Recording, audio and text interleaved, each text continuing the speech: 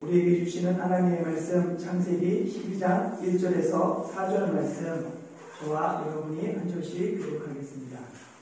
여호와께서 아브라함에게 이르시되 너는 너의 고향과 친척과 아버지의 집을 떠나 내가 내게 보여줄 땅으로 가라.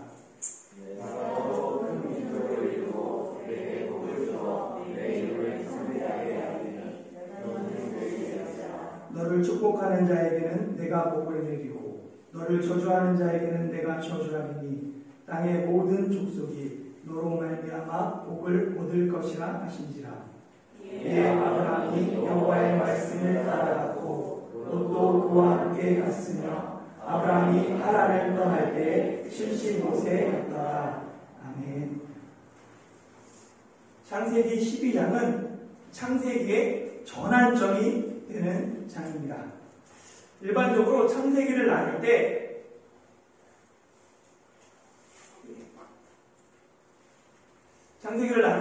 두 부분으로 나눕니다. 그래서 창세기 1장부터 11장은 인류의 기원에 관한 기록이고 12장부터 50장은 시브리 민족의 기원에 관한 말씀이다 라고 이전에 말씀드린 적이 있어요. 그래서 보면 1장부터 11장은 구속사의 대상이 전 인류입니다. 그런데 12장부터는 한 사람, 한 가문, 한 민족이 그 구속의 대상이 되는 거예요. 그런 의미에서 이 12장이 전환점이 됩니다. 창세기 12장은 하나님이 아브라함에게 하시는 말씀으로 시작해요. 1절 말씀 다시 한번 읽어볼까요? 시작. 여호와께서 아브라함에게 이르시되 너는 너의 고향과 친척과 아버지의 집을 떠나 내가 내게 보여줄 땅으로 가라. 아멘. 이 말씀을 보면 아브라함이 떠나야 하는 것 세 가지가 있어요. 고향과 친척과 아버지의 집입니다. 이 세 가지는 모두 다 내가 익숙한 곳이에요. 특별한 이유가 없는 한 익숙한 장소, 익숙한 사람들, 익숙한 문화를 떠나는 것 지혜롭지 못한 행동입니다. 특히 고대 사회에서 이 생활의 터전을 옮기는 것은 생명을 걸어야 하는 일이었어요. 그런데 이 일을 누가 하냐면 아브라함의 아버지 데라가 합니다. 창세기 11장에 보면 데라가 아들 아브라함과 며느리 사레와 손자 롯을 데리고 고향 갈대아인의 우르를 떠나 가나안으로 가고자 하다가 하란에 머물러 살게 되었다라고 기록하고 있어요. 우리가 예전에 살펴봤는데 데라, 아브라함, 사레, 롯 그들이 고향을 떠날 수밖에 없었던 공통적인 이유가 한 가지 있었죠. 뭐였냐면 그들은 모두 다 큰 슬픔, 아픔, 상처가 있는 사람들이라는 거예요. 데라는 장자로 추정되는 하란을 먼저 떠나보낸 상처가 있습니다. 아브라함과 사레는 자녀가 없는 아픔이 있어요. 롯은 아버지를 이름으로 말미암아 아버지 부재의 슬픔이 있습니다.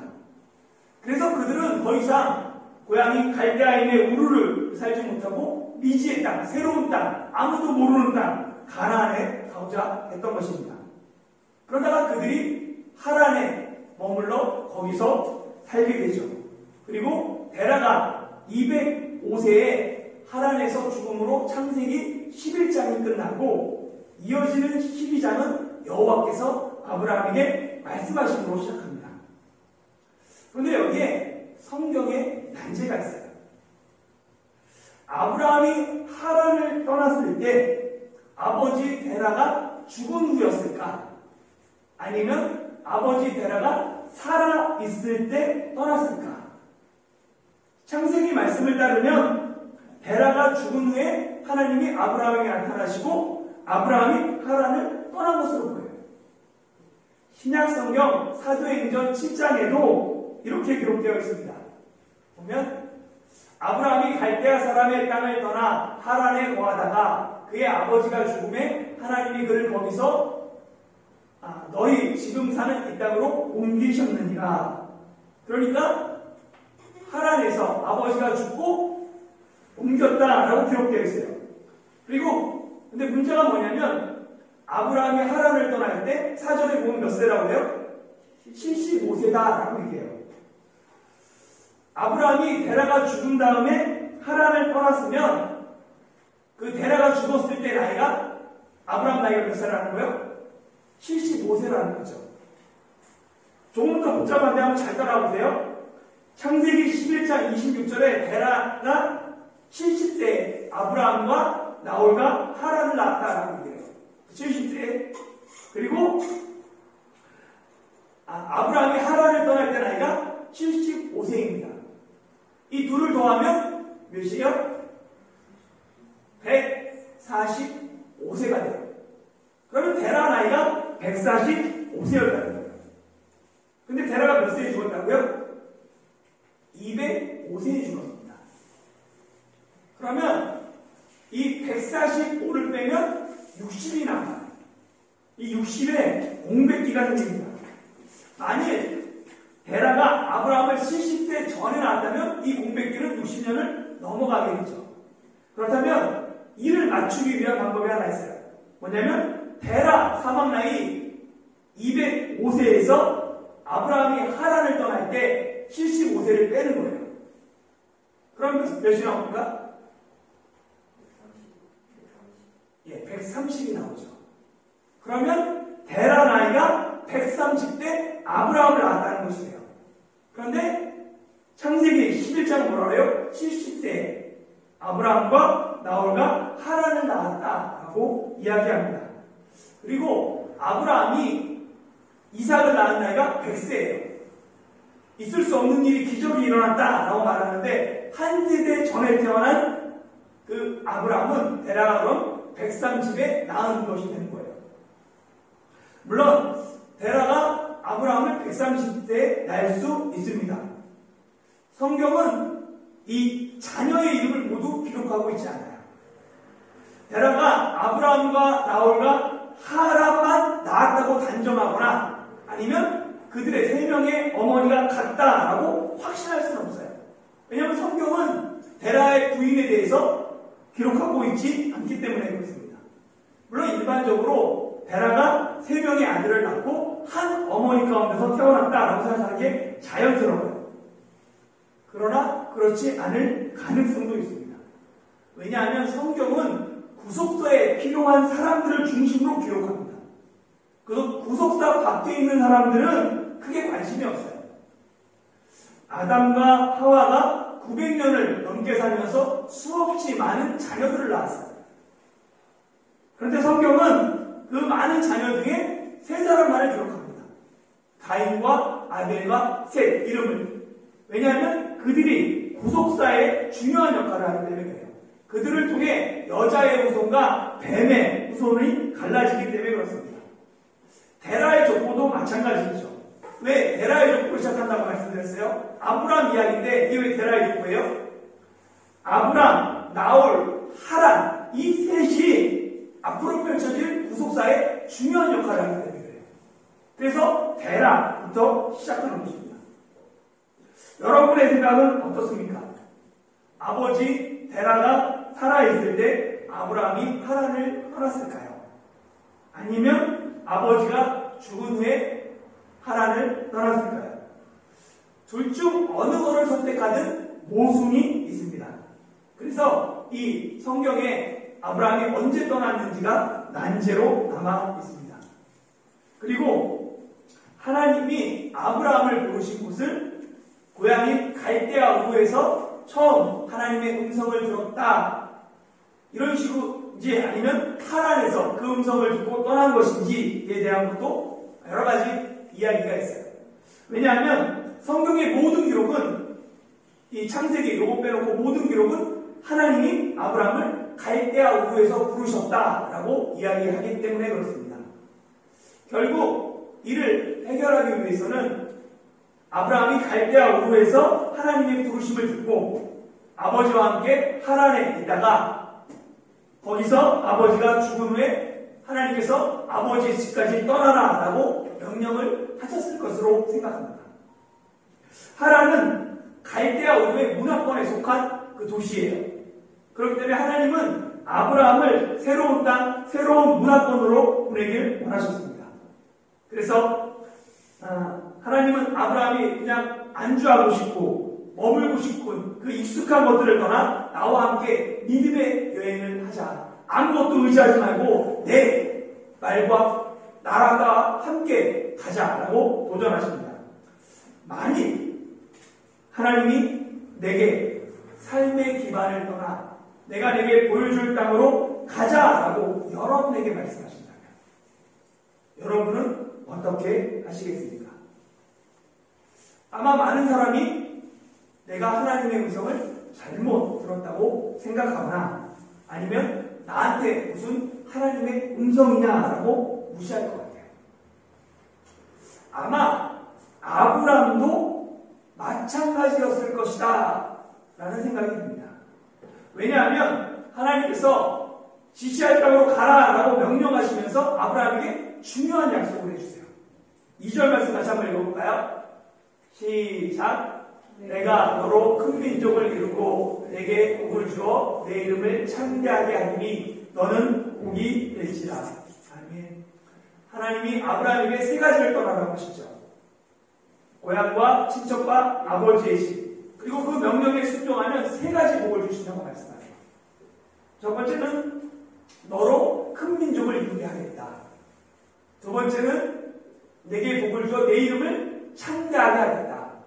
세 번째는 너는 복이 될 것이다. 이 첫 번째 큰 민족을 이루게 하겠다는 복은 자녀에 대한 복이에요. 아들이 없었던 아브라함과 사라이가 가장 원하는 복이었던 거죠. 두 번째, 내 이름을 창대하게 하겠다라는 복은 자신을 위한 복이죠. 아브라함. 사람들이 바벨탑을 쌓았던 이유 중에 하나가 자기 이름을 내기 위함입니다. 자기 이름을 알리는 것이 큰 복이었기 때문이에요. 하나님은 아브라함에게 네가 떠나면 내 이름을 창대하게 하겠다. 내 자신에게 복되게 하겠다. 내 이름이 명예롭게 하겠다. 라고 약속하세요. 그리고 세 번째, 너는 복이 될지라. 이 말씀은 아브라함을 통해 그냥 아브라함만 못 받는 게 아니라 모든 민족이 얻을, 모든 민족, 세상을 위한 복입니다. 하나님이 아브라함이 떠나기만 하면 자녀로 복 주고 내 자신에게 복 주고 모든 민족에게 복을 약속하세요.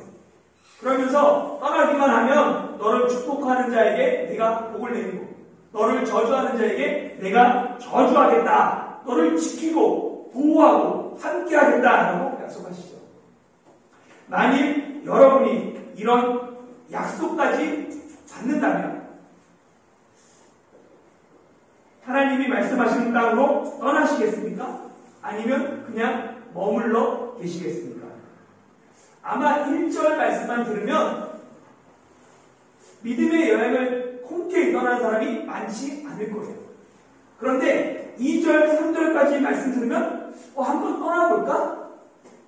이런 마음이 들 것도 같아요. 떠나기만 하면 모든 것을 책임져 주겠다. 너를 지키겠다. 네가 원하는 모든 것들을 들어주겠다. 그 약속을 붙잡고 아브라함은 믿음의 여행을 시작합니다. 믿음이 언제 생기고 믿음이 언제 성장할까요? 믿음은 하나님의 말씀에 순종할 때 생깁니다. 나에게 믿음이 언제 생겼는지 한번 생각해 보세요. 잘 표현할 못할 수도 있어요.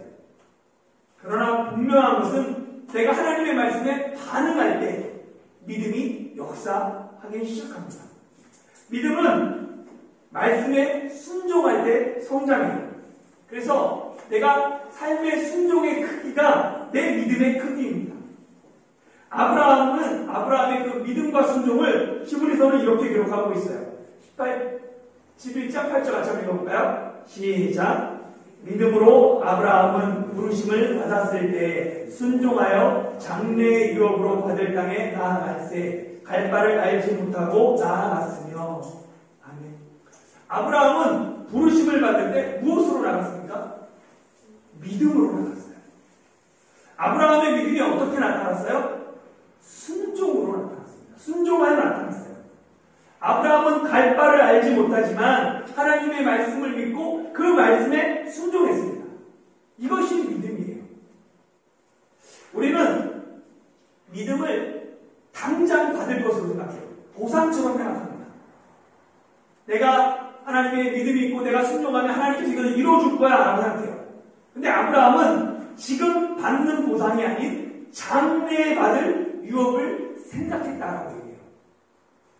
그래서 아브라함이 받는 그 복은 아브라함 한 사람, 한 민족을 위한 복이 아닙니다. 장래의 모든 족속에게 복이 되는 세상을 위한 복이에요. 왜 하나님이 보여줄 땅이라고 말씀하실까요? 그 땅은 장래에 예수 그리스도가 탄생할 땅이기 때문에 그렇습니다. 하나님이 아브라함에게 약속하신 그 복은 먼 훗날에 예수 그리스도를 통해 이루어집니다. 갈라디아서 보면 이렇게 되어 있어요. 3장 8절에 보면 또 하나님이 이방을 믿음으로 말미암아 의로 정하실 것을 성경이 미리 알고 먼저 아브라함에게 복음을 전하되 모든 이방인이 너로 말미암아 복을 얻으리라 하였느니라. 이게 지금 창세기 말씀이죠. 16절은 뭐라고 하냐면 이 약속들은 아브라함과 그 자손에게 말씀하신 것인데 여럿을 가리켜 그 자손들이라 하지 아니하시고 오직 한 사람을 가리켜 내 자손이라 하였으니 곧 그리스도라라고 얘기합니다. 하나님이 아브라함에게 약속하신 그 복은 누굴 통해서 이루어져요? 예수님을 통해서 이루어집니다. 아브라함은 장래의 유업으로 받을 땅, 곧 그리스도가 탄생할 땅, 많은 자녀들이 아닌 한 사람, 택하신 한 자손, 땅의 모든 족속에게 복이 된 메시아의 그 언약, 그것을 믿음으로 하나님이 보여줄 땅으로 나갔던 것입니다. 히브리서는 믿음은 바라는 것들의 실상이요 보이지 않는 것들의 증거다라고 정의합니다.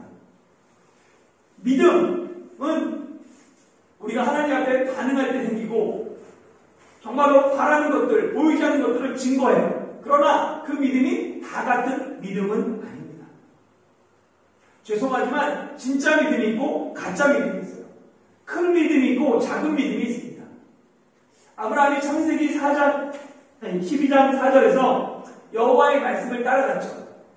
조카 롯도 함께 갑니다. 근데 롯은 누굴 따라가요? 아브라함과 함께 아브라함을 따라가죠. 말씀을 따라가는 건 그건 진짜 믿음이에요. 그러나 사람을 따라가는 것은 가짜 믿음입니다. 사도 바울은 갈라디아서 1장 10절에 뭐라고 얘기하냐면 이제 내가 사람들에게 좋게 하랴 하나님께 좋게 하랴 사람들에게 기쁨을 구하랴 내가 지금까지 사람들에게 기쁨을 구하였다면 그리스도의 종이 아니다 라고 얘기합니다. 예를 들어 설명해 볼게요. 만약입니다. 그럴 일이 없지만 또 사람 일을 모르니까 타이중한국교회가 목회세습을 막 계획하고 있어요. 구상하고 있어요. 목회세습이 성경적인 가르침입니까? 목회세습이 성경의 가르침과 정신에 맞으면 세상이 아무리 반대해도 목회를 세습하는 것이 믿음이죠. 그러나 목회세습이 성경의 가르침이 아니라 사람의 가르침이라면 아무리 정당성을 목회세습에 얘기해도 이를 반대하고 바로잡는 것이 믿음입니다. 진정한 믿음은 하나님의 말씀에 서서 진리를 따라가는 거예요. 하나님의 말씀을 따라가는 것이 믿음입니다. 그런 의미에서 아브라함은 하나님의 말씀을 따라갔지만 롯은 아브라함을 따라갔습니다. 그러나 아브라함이 하나님의 그 말씀을 믿음으로 갔지만 믿음이 있었지만 아브라함의 믿음이 큰 믿음은 아니었어요. 아브라함의 믿음은 작은 믿음이었습니다. 아브라함은 믿음이 작은 자였어요. 그런 그를 하나님이 믿음의 조상으로 만들어갔어요. 창세기는 하나님이 아브라함과 이삭과 야곱과 요셉을 믿음의 조상으로 만들어가는 이야기입니다. 아브라함은 믿음이 작았어요. 그렇기 때문에 2절, 3절 하나님의 약속이 필요했습니다. 믿음이 큰 사람이었다면 1절만으로도 충분했어요. 그러나 아브라함의 그 당시 믿음은 그렇지 않았습니다. 이제 앞으로 창세기를 계속해서 살펴볼 내용인데 아브라함은 사실 우리와 같이 연약한 자예요. 어떻게든지 손해보지 않으려고 아내도 속이고 거짓과 속임으로 동원한 사람입니다. 그래서 아브라함은 하나님의 약속에도 불구하고 이 약속이 지켜지지 않을 때를 대비해 보험을 듭니다. 그 보험이 바로 조카 롯인 거예요. 하나님은 분명히 고향과 친척과 아버지의 집을 떠나라고 하셨어요. 근데 롯은 아브라함의 조카입니다. 조카는 친척이죠. 친척 중에서도 가까운 친척입니다. 그리고 특별히 이 아브라함과 롯의 관계는 삼촌과 조카의 관계보다 더 친밀합니다. 아버지와 아들과 같은 존재예요. 왜냐하면 아브라함에게는 아들이 없어요. 롯에게는 아버지가 없습니다. 그래서 하나님께서 큰 민족을 이루겠다 하셨지만 그 약속이 지켜지지 않을 때를 대비한 아브라함의 시즌카드가 롯인 거예요. 당연히 하나님은 아브라함이 의지하는 것을 제거하십니다. 그래서 창세기 13장에 가면 아브라함과 롯이 서로 갈라지게 되는 거예요. 창세기에 기록된 아브라함의 이야기는 아브라함의 꼼수를 하나님이 하나씩 제거하십니다. 하갈을 통해서 얻은 아들도 제거하고 떨어지게 하고 하나씩 다 제거하면서 아브라함을 믿음의 조상으로 훈련시키는 내용이에요. 그런 의미에서 아브라함은 우리에게 모델이 됩니다. 아브라함은 처음부터 믿음이 큰 사람이 아니라 우리와 같은 사람이었고, 만약에 아브라함이 부르심 받을 때부터 믿음이 컸다면 우리는 아브라함을 통해서 넘을 수 없는 벽을 느꼈을 거예요. 그러나 그의 삶을 알면 알수록 그 삶에는 수많은 꼼수들이 있었고 그것이 바로 내 모습이다라는 것을 발견하게 됩니다. 비록 꼼수 인생이지만 그런 아브라함을 하나님이 믿음의 조상으로 빚어가십니다. 그 하나님의 신실하심이 우리 역시 믿음의 사람으로 만들어 갈 것입니다. 그렇기에 아브라함의 이야기가 우리에게 소망이 됩니다. 혹시 이게 뭔지 아세요? 차 한 대라고 합니다. 뭐냐면 말의 양쪽 눈에 이렇게 가죽이나 고무를 붙여서 좌우 시야를 차단하는 도구죠. 말의 눈가리개를 차 한 대라고 하는데, 말은 눈이 앞에 붙어 있고 양옆에 붙어 있습니다. 그래가지고 이게 고개를 돌리지 않아도 350도를 볼 수 있다고 해요. 그래서 사방이 다 보이는 거예요. 더구나 이 말은 겁이 많은 동물입니다. 그래서 무언가 주위에 나타나면 깜짝 놀라고 하죠. 이를 방지하기 위한 게 이 눈 가리개 차 한 대인 거예요. 현대에는 이 앞만 보고 달려라 라는 의미로 이 경주마에 차 한 대를 부착합니다. 예전에는 주로 전투마에 차 한 대를 부착했죠. 창칼이 난무하는 그 전쟁 한복판에서 이 말을 뛰어들게 하기 위해서는 이 차 한 대가 필수인 거예요. 다르게 보이면 건너서 못 가는 거예요. 그런데 명마에는 차 한 대가 필요하지 않습니다. 명마는 차 한 대를 한 말이 없어요. 주인과 한 몸인 명마에게는 차 한 대를 하지 않았습니다. 명마는 주인이 박차를 가하면 주인의 마음을 알고 적진 한가운데라도 용기 있게 뛰어듭니다. 그래서 전쟁에서 명마는 장군 한 명의 값어치를 가졌습니다. 아브라함은 명마가 아니에요. 하나님의 훈련이 필요한 말입니다. 작은 믿음이지만 믿음의 조상으로 성장하기 위해서는 많은 훈련이 필요합니다. 그래서 아브라함에게는 차 한 대가 필요했어요. 하나님의 말씀에 한 걸음씩 순종하며 나아가는 훈련이 필요했기에 하나님은 아브라함에게 차 한 대를 채우십니다. 앞만 보고 가기 위해 처음부터 그를 부를 때부터 명확한 목적지를 말씀하지 않으세요. 그를 통해 무엇을 할 것인지 말씀하지 않고 보여줄 땅으로 막연하게 이야기하며 가라고 말씀하십니다. 그 첫걸음을 믿음으로 순종하며 떼었기에 아브라함은 믿음의 조상이 될 수 있었습니다. 사랑하는 성도 여러분, 만일 아브라함이 훈련의 끝을 알았다면, 믿음 여행의 종착지를 알았다면 과연 믿음의 여행을 시작할 수 있었을까요? 아브라함의 마지막 훈련은 독자 아들 이삭을 하나님께 번제물로 태워 드리는 것입니다. 만일 아브라함이 순종의 끝을 알았다면 아브라함은 믿음의 여행을 시작하지 못했을 것입니다. 그러나 하나님이 아브라함을 한 걸음씩 훈련의 단계를 높이시면서 인도하셨습니다. 그리고 아브라함은 그 인도하심을 따라 자기가 의지했던 것들을 하나씩 포기하며 순종하며 걸어갑니다. 이 과정을 통해 아브라함은 주인의 마음을 아는 영마, 즉 믿음의 여성이 되었습니다. 2022년 우리의 믿음이 큰 믿음으로 성장하는 전환점이 되는 해가 되기를 소망합니다.